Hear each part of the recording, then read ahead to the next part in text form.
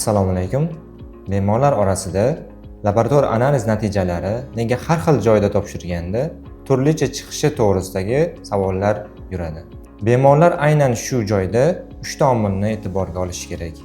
Birinchi omil turli laboratoriyalar tekshirish uchun zarur bo'lgan reagentlarni o'z apparaturasiga, tahlil tekshirish usuliga va hamda narxiga qarab tanlashadi.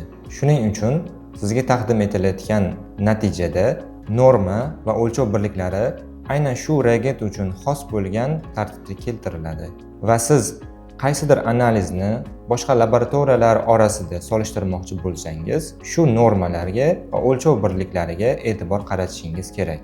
Ikkinchi omil esa tekshiruvlarni o'tkazish usuli hamda apparaturaning har xilligidadir.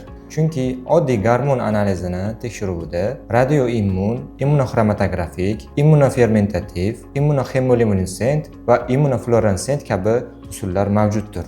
Har bir usul o'ziga xos reaksiya va jarayonlardan iboratdir. Oddiygina misol, immunofermentativ analiz usulida barcha proseslar shifokor laborant tomonidan bajariladi va 90-95% ish inson omiliga bog'liq bo'ladi. Immunoxemoluminescent analiz usulida esa 95% ish apparatga yuklanadi va inson omili bu yerda juda past. Uchinchi asosiy omil esa preanalitik bosqichda bemorning analiz topshirish uchun noto'g'ri tayyorgarlik ko'rishi hisoblanadi.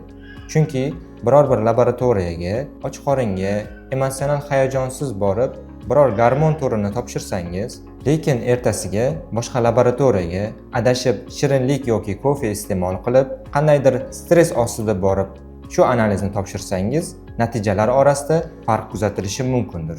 Yana analiz topshirishda kunning qaysi vaqtida gorizontal yoki vertikal holatda topshirish ham ahamiyatlidir. Klinikamiz laboratoriyasida barcha analiz turlari avtomatlashtirilgan tizimda tekshiriladi va bu analiz sifati va tezkorligiga ijobiy ta'sir ko'rsatadi.